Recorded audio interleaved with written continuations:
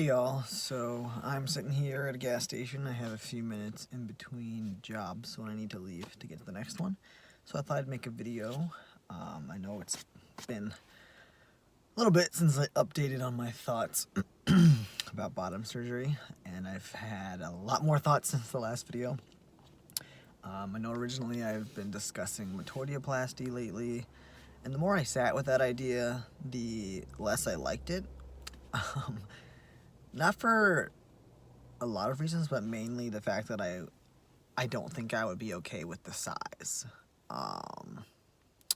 And the fact that sometimes with metoidioplasty, you still can't stand to pee functionally, as far as size again.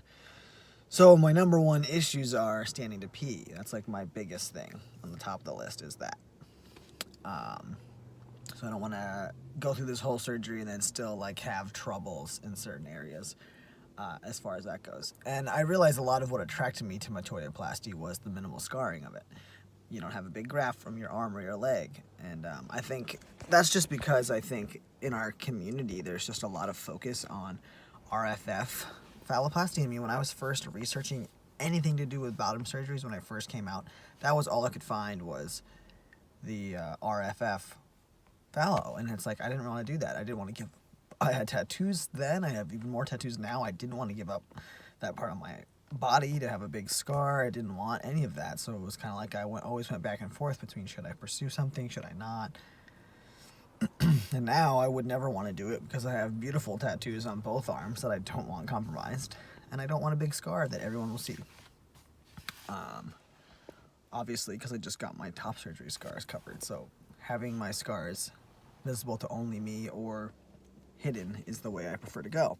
And I didn't want to do anything like ALT seems to give very thick results. So I didn't want that either. And again, I like the idea of minimal scarring. So in my research recently, I've come across abdominal phalloplasty or suprapubic phalloplasty, which I know is more common, or at least I thought was more common in the UK. I'd seen some videos, Billy Joe Newington. Billy Joe Newington is a UK trans guy who I used to watch his videos a lot, and he had that surgery, but I thought that was just a UK thing, so I didn't even know that there was surgeons in the US that did it, and at that point in my life I wasn't really thinking about it. But I've come back around to it. I've been doing research. I've joined a Facebook group for it, and I've been trying to find information. And there's just like no one out there documenting it anywhere, it seems like. I can't find videos about it. I found like one or two other people that are making videos about it, but they haven't had surgery yet. They're just talking about their consultations. And so I'm like, okay, like I want to see some healing. I want to see some results. I want to see something. There are some people on Reddit. There's some Reddit threads. I've gotten into Reddit as of like yesterday. See some people's healing and progress and stuff like that, since like Tumblr is so blocked now that used to be something you could probably do on Tumblr, is look at stuff. I know I used to look at surgery results on Tumblr before they sold to Yahoo 2 years ago and became very much got rid of all the not safe for work stuff. So I wanted to make a video here and say that is what I'm thinking about. That's what I'm going to be pursuing. I got some information from the guys in this Facebook group that I'm in that there is a Boston doctor, I think Boston, or Massachusetts, I'm just going to say Massachusetts. A doctor in Massachusetts, a surgeon who does phalloplasty, and he does this type of phalloplasty, and he does really well. People have said had really good results from him. So I got an email from one of the guys in the group of who I can email contact there to see what kind of things I need to get as far as letters and things like that, to try and at least schedule a consult, talk to him, see what is possible, what's not possible, as far as that goes. So if you don't know what abdominal phalloplasty is, it's where it's the only phalloplasty type where there's not one piece of skin getting taken off completely and put down there. So everything there stays attached, so there's no free flap. So if you look it up on Google, you can find, but essentially they take that section, they pull it down. Let me scroll again. They put it together, and boom. And they stitch the graft site back together, so you just have a scar going across your abdomen, but at a low enough point where your underwear covers it. And so like the only person who's going to see it is yourself and your partner, you know, and if you're naked at a gym. So it's very minimal scarring, and you can do urethral lengthening with it. Which my biggest things are standing to pee, having the aesthetic look that makes me feel good when I look in the mirror, and getting rid of my lady bits. I don't particularly enjoy them. I've gone back and forth on this so much, but now I'm back to a place where I'm like, I hate it. I hate everything to do with it. I hate the wetness. I hate the way it looks. I hate the way it feels. I just hate it all.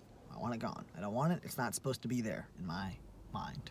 So that's all possible with this kind of surgery. So anyway, I don't have a lot of information about it. I'm still trying to find information, and so that's why I'm making these videos, because someday someone's going to come along and want to try and find information, and they're going to be in the same boat as me with nobody sharing their experiences on YouTube or in a public way. There's plenty of people that have this surgery, but just, you know, most people prefer to be private about it, which is totally fine. It's a very big deal. It is a private thing, but I am choosing to be public about it. So yeah, so the doctor I am looking into is Dr. Curtis Cetrulo. I don't know how to say it. I'll spell it or put it in the title. Cetrulo out of Mass General Hospital. So yeah, I just emailed the intake people yesterday to see what steps I need to take, or if I should call them or whatever. So I will keep everyone in the loop. I wouldn't be trying to do a surgery until probably next year at this time, at the earliest, because of work and everything. And I need to know if I need to do my hysterectomy ahead of time or if I can do it at the same time. Hoping for at the same time.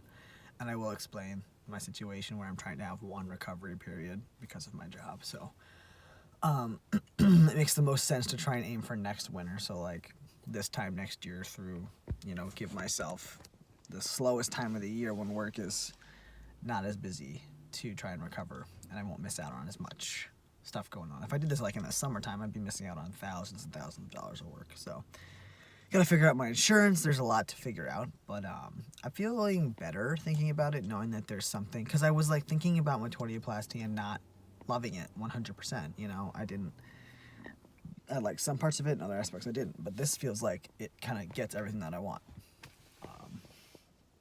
You know, so those are my thoughts on that, and I'm gonna head off to my next job now, but I wanted to just put this out there, and I will keep everybody updated as far as what my next steps are and consults and anything like that. So I'm feeling pretty good. I feel a little bit lighter about it, having a direction to go in, and at least try and start figuring some things out.